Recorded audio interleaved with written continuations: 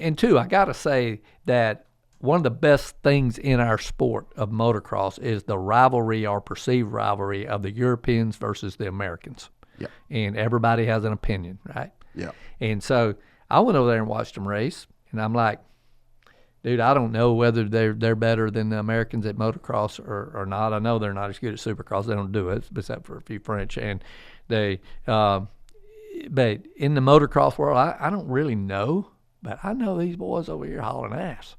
I think Jeffrey Hurlings is the best in the world at that point in time. Of anybody. He's the closest thing I've ever seen to Rick Carmichael.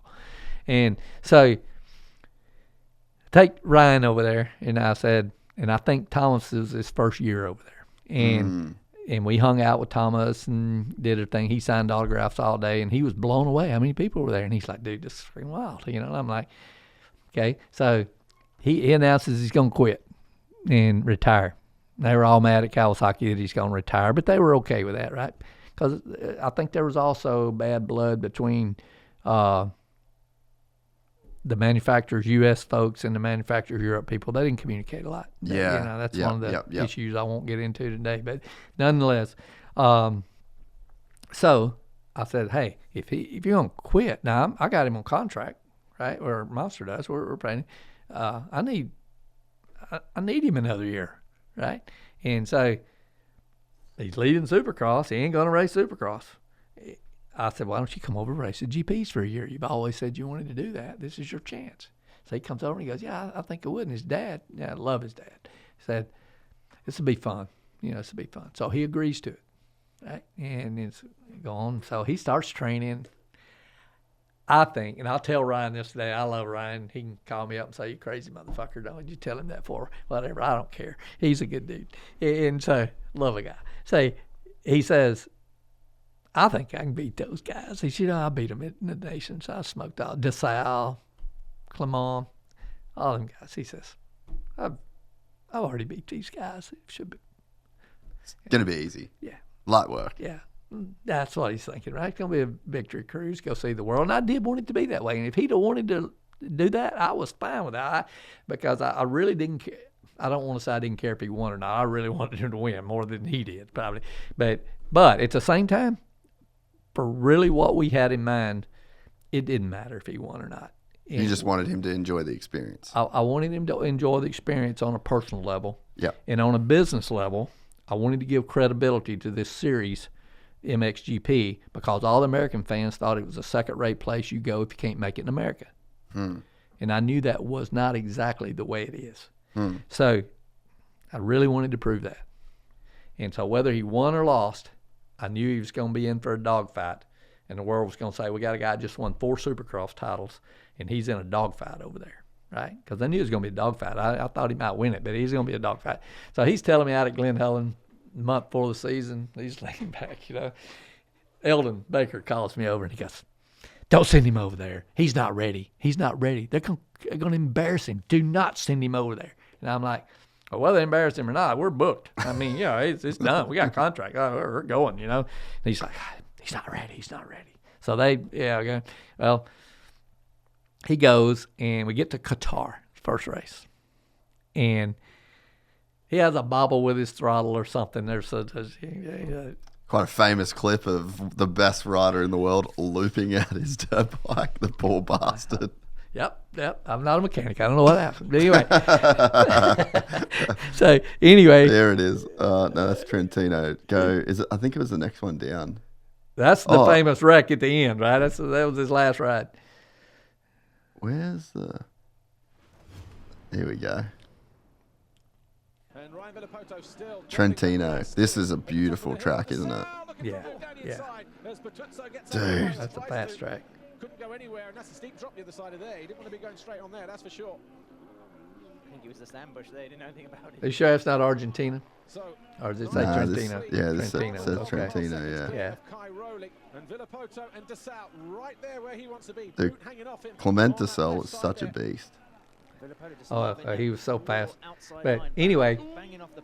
Yeah, go to that bit. That's where it's going to happen. Dude, Eurovilo was pretty sick. Oh, he was, man. Oh, there it is, yeah. Oh, Dessel was after him. He dude. was, man. He wanted blood. There's a loop out. Oh, and they missed it. No, Villopoto, whiskey throttle, wheeled all the way across. He is down, he's hurt. Oh, what a shot. I've never seen that. I was there. I didn't see that. Really? You were there for this? Yeah, oh yeah. I went to all of them. No way. He looped it out. Hey, that's another thing, just sidebar real quick. That has to come back to Supercross, by the way. Like, how there's no onboard footage in Supercross is, like, absolutely beyond me. But anyway, I digress. He's struggling, something dislocated there. Look at him go. Just a full handful of throttle. That is one of the best riders of all time right Yes, there. absolutely. So, and, you know, he had the MotoGP rider with him. Fabio? No. He retired. I'm drawing blanks today. I've been working at the office That's all all right. day, so That's I'm all running good. dead. Anyway, I'll think of it in a minute, I say. But anyway, long story short, he goes over. That happens.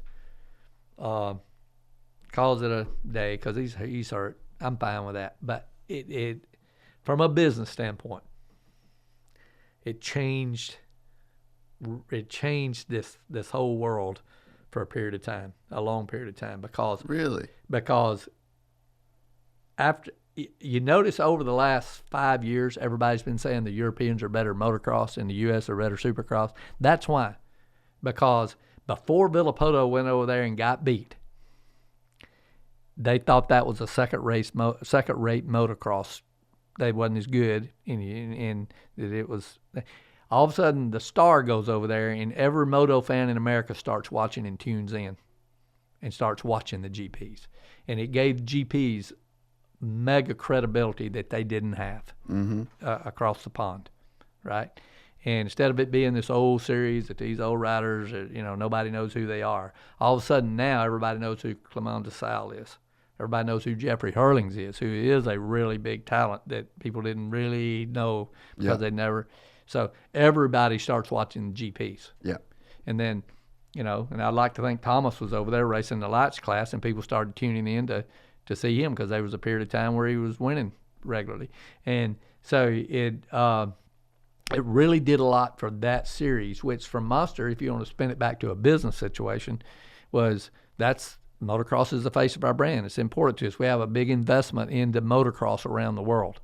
And when water rises, all boats rise, right? So if that series gets more popular, our investment pays off. So one of our challenges is to make the series that we sponsor, whether it's UFC or MXGP, the water level rise because we're investing in it. We bet on that horse. And so him going over there and not just smoking the field gave the MXGPs credibility they would have never had. And it completely changed their life over there for sure. And again, like when you talk about sports and narratives, like the narrative has completely changed. Right. And then they won all those donations up until this year, I think, or last year. Yeah. It's been all Europeans, and there's a lot of reasons why you can say why, but at the end of the day, it's pretty gnarly.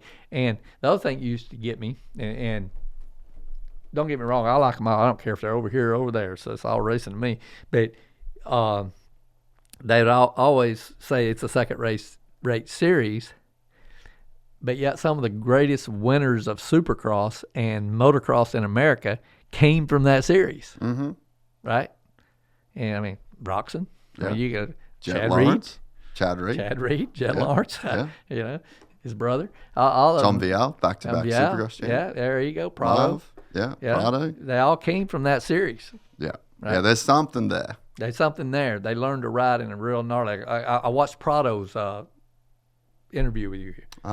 Yeah, and he can't wait to the outdoors. Now I hope he does good. Since I think he's going to do great. I think he's going to do good, man. That guy can get a whole shot from hell. God, he looked beautiful on Tuesday, riding at Elsinore. Yeah, we were friends with them in pleasure Europe. to watch. Yeah. He and Thomas were competitors. Yeah. You know, they went head to head there for a while. They were 1-2 a lot. Yeah. And me and his dad would sit and talk behind the line every time, you know, and he'd say, I want to be a monster guy one day, man. Can I come to him? I want to be a monster guy. Oh, that's awesome. Yeah, he was great. I always got along with him great. And it was a blast. And so Villopoto, though, was a huge turning point in the popularity of that sport globally, not just in Europe. It's always going to be kind of big in Europe. The Europeans just they call it cross.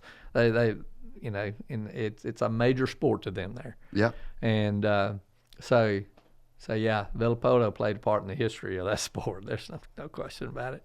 If you enjoyed this content, please like and subscribe. And to listen to the full 3-hour podcast, search Gypsy Tales in your favorite podcast platform or click the link in the description below. Gypsy Gang.